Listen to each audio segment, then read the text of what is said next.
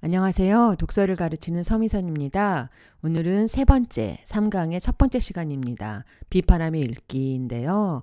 크게 비판이라고 쌤이 써놓은 글자, 일러스트를 가져왔습니다. 비판이란 무엇인가? 비난하고 다르겠죠. 국립국어원에는 그렇죠. 현상이나 사물의 옳고 그름을 판단해서 밝히거나 잘못된 점을 지적한다 라고 나와 있습니다. 오늘의 수업은 비판함의 읽기란 무엇인가?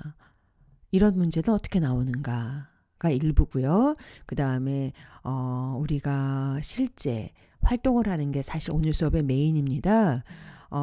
우리를 둘러싼 동물의 문제를 자유연상으로 글을 읽기 전에 배경 지식의 활성화 차원에서 생각하고 올리고 발표하고 그 다음에 간단한 영상 하나, 글을 읽기 전에 영상 하나를 보려고 합니다. 오늘 제일 중요한 질문, 비판하며 읽으려면 어떤 점에 주의해야 할까요? 우리 교과서에서는 그렇죠. 물론 그 책을 낸 사람, 저자는 훌륭한 사람이지만 글을 읽을 때 글쓴이의 의견을 무조건 수용하기보다는 글쓴이의 의견이 타당한지 등을 따지며 읽는 거, 이런 태도가 중요하겠죠. 생각하며 읽으라는 얘기죠. 그렇지만 무조건 비난하면서 읽는 게 아니라 이건 나랑 좀 다른데 이게 맞나? 이런 태도, 이런 게 비판하며 읽기입니다. 우리 교과서에서는 수업 시간에는 그렇죠. 교과서 94쪽을 참고해서 워크북에 요약하시오라고 했는데요. 비판하며 읽기는 글의 내용과 정보 관점 등이 올바른지 따져가며 읽는 거다. 그래서 밑에서 세 번째 줄, 글에 포함된 관점이나 내용 그리고 표현 방법이 적절한지를 따져보아야 하며 더 나아가서는 글에 숨겨진 글쓴이의 의도나 사회문화적 이념까지 찾아내서 그것을 비판하며 읽을 수 있어야 한다. 아주 고도의 복합적인 어떤 읽기 능력이 필요합니다. 웬만한 칼럼이나 웬만한 책을 읽고는 거기 그렇게 책까지 냈는데 몇 번이나 고쳐서 칼럼을 발표했는데 이렇게 편향된, 그쵸? 편중된 생각은 별로 없습니다. 하지만 그럼에도 불구하고 우리가 이거 읽으면서 이게 맞나? 난 좀 다른데? 이런 것들을 귀하게 생각하면서 읽기, 이게 비판하며 읽기입니다. 쌤이 예를 들어 책 한 권을 가져왔습니다. 여러분 혹시 마시멜로 이야기라고 되게 베스트셀러인데 엄마들이 이거 읽어라. 당신의 오늘을 특별한 내일로 만드는 소중한 지혜라는 밑에 홍보 문구가 있는데 한국경제신문에서 출판사가 한국경제신문이네. 호아킴 데 포사라는 사람이 쓴 건데 이 책 읽었던 아이들은 서울대 갔다. 이런 황당한 홍보를 한 책입니다. 그리고 이게 어린이 버전, 청소년 버전, 만화 버전으로 팔리는 현실. 몇 년 전만 해도 여러분도 읽었나요? 선생님은 이 책을 둘러싼 출판계와 독서 시장을 보면서 자기 개발 참 좋죠. 현재에 충실하라. 피할 수 없으면 즐겨라. 이게 아마 이 책의 이 책 휘익쌤은 휘익 읽었습니다. 이 책의 교훈인 것 같은데 정말 그런가? 이런 생각이 들었습니다. 마시멜로 이야기를 안 읽은 사람을 위해서 이 책은 어떤 실험에서 출발합니다. 한 어린이 앞에 놓인 마시멜로 15분 동안 먹지 않고 참으면 마시멜로를 한 개 더 준다라고 했을 때 어떻게 했을까라는 실험에서 시작합니다. 그리고 결론은 먹지 않은 사람이 성공한다. 즉 미래의 삶을 위해 인내한 사람이 되자. 이런 교훈을 담은 겁니다. 당연히 부모님들이 이거 너희들 읽으라고, 그렇죠. 이렇게 컸으면 하는 마음이죠. 근데 우린 이거 읽으면서 정말 인내하는 사람이 성공하나? 이런 생각을 하면서 이게 맞나? 이런 생각을 하면서 읽을 줄도 알아야 한다고 생각해요. 선생님, 이 책이 이렇게 막 일파만파로 팔리는 교육시장 좀 얄팍하죠. 이거 그렇죠. 이번에는 비판하며 읽기 문제가 어떻게 나오는지 우리가 독서 공부 독공 20번째 글이었죠. 저번 시간에 했으니까 빠르게, 그렇죠. 첫 번째, 개인의 합리성과 사회 합리성이 병행할 수 있어?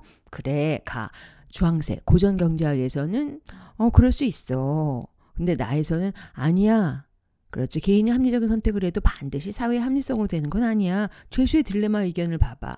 자기한테 유리하게 한 게 사회 전체적으로는 더 비합리적인 결과를 초래하잖아. 환경오염은 어떡하고. 그러니까 다해서 선생님 다시 주황색 가와 다 똑같은 색깔을 칠해놨습니다. 근데 일부 경제학자들은 의외로 약간의 손해를 감수하더라도 협동을 하는 모습을 본다. 이건 사회적으로 어떤 합리성이 나타난 결과다. 근데 다시 라에서 재반박하죠. 각종 난개발을 봐라. 쓰레기 무단 투기하는 거 봐라. 아니다. 그래서 마에서는 선생님이 다른 색깔. 그렇죠. 가에서 문제 제기를 하고 마에서는 대안을 제시하고 있다고 우리 저번 시간에 배웠습니다. 그렇지. 우리 이렇게 정리했습니다. 그런데 여기서 8번의 문제 유형을 한번 봅시다. A가 보기를 바탕으로 B의 주장에 대해 제기할 수 있는 비판적 질문으로 가장 적절한 것은 수능 유형 문제입니다. 비판하며 읽기 유형. 누가 누구에 대해 이걸 파악하는 게 중요합니다. A는 죄수의 딜레마를 인용하는, 즉 개인적으로 합리적인 게 사회는 비합리적인 거 될 거다라는 어떤 의견측입니다. 이게 보기를 바탕으로 B의 주장은 사회도 합리적으로 될 거야 라고 하는 사람에 대해서 얘기할 수 있는 비판입니다. 누가 누구에게 사회는 그렇지 않을 거야 라는 사람이 보기를 바탕으로 보기 읽어볼까요? 사람들은 혈연이나 지연, 학연 등에 관련되어 있을 때 유독 협동을 잘하는 경향이 있다. 협동이라는 단어는 사회도 합리적으로 서로 돕고 살잖아. 여기서 나왔죠. 근데 이 보기에서는 이 경우 대개 사람들은 자기의 이익을 희생해 가면서까지 자기가 속한 집단의 협동을 중시하곤 한다. 특히 선거철이 되면 이러한 현상이 심해진다. 혈연, 지연, 학연으로 선거철에 끼리끼리 자기가 속한 집단이 선거에서 이기는 것이 자기에게도 더 큰 이익이 된다고 생각해서 이렇게 행동을 하는 거다. 그러니까 우리가 사회적으로도 합리적인 거다라고 하는 협동의 사실은 이 대목에서는 그렇죠. 별로 안 좋게 끼리끼리 자기끼리 봐주고 하는 어떤 예를 가져왔습니다. 1번. 사람들이 협동을 하는 것은 희생과 봉사 정신에서 비롯한 순수한 것으로 보아야 하지 옳지 않겠나? 이거는 사회도 합리적인 것이다 라는 B의 입장이죠. 여기선 A가 B에 대해서 A는 아니야 사회는 비합리적으로 될 거야 라고 하니까. 2번. 한 집단 내에서의 협동으로 얻은 결과가 보기입니다. 그 집단이 속한 사회 전체의 합리성을 저해한다. 낮춘다. 비합리적으로 이끈다. 이 선거에서의 그 협동이라는 게 사실은 비합리적인 거다. 딱 맞습니다. 8번의 답은 2번. 3번. 사람들이 집단의 협동을 위해 손해를 감수하는 것은 현재보다는 미래를 중시하는 선거 얘기하는데 무슨 미래를 중시야. 4번. 협동이라는 것은 평범한 사람들이 보이는 행동 양식이라보다는 일부 특수한 상황? 아니지. 일부 특수한 게 아니라 협동인데 예를 들면 선거에서 라고 하는 게 보기죠. 5번. 사람들이 자기의 이익을 희생해 가면서까지 집단의 협동을 중시한다는 것은 사람들이 때로는 비합리적으로 아니지. 이거는 협동을 잘하는 경향이 있다라고 하는 B의 입장에서인데 약간 선거철이 되면 이렇게 한다라고 하는 걸 A가 가져다가 아니잖아. 끼리끼리 이렇게 하잖아 라고 하는데 쓰이는 비판적인 어떤 자료니까 답은 2번이죠. 그렇죠. 비판하며 읽기 문제. 누구의 입장에서 누구에게 이걸 파악하는 게 아주 중요합니다. 정답 2번. 이번엔 요번 수업의 2부 패들렛에 업로드하는 수업을 우리 교실에서 했죠. 인간과 동물의 관계 나는 이렇게 생각해요 라고 해서 우리가 글을 읽기 전에 배경 지식의 활성화 차원에서 동물 하면 떠오르는 생각, 풍경, 구호, 내 경험, 추억 등등등을 우리가 올렸습니다. 이렇게. 그렇죠. 선생님이 먼저 예시를 하고 밤마다 다 돌아가면서 했는데요. 아주 풍부한 의견이 많이 나왔습니다.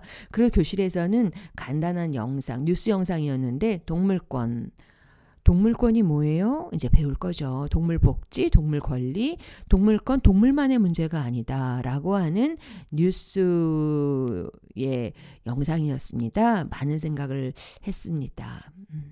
이렇게 오늘 여러분들의 참여로 동물에 대해서 글을 읽기 위해서 아주 풍부하게 이런저런 생각을 많이 했던 시간인데요. 이 모든 건 다음 시간을 위한 준비 작업입니다. 다음 시간 동물의 복지를 생각한다 읽고 정리할 겁니다. 워크북 갖고 옵시다. 오늘도 수고 많았습니다, 여러분.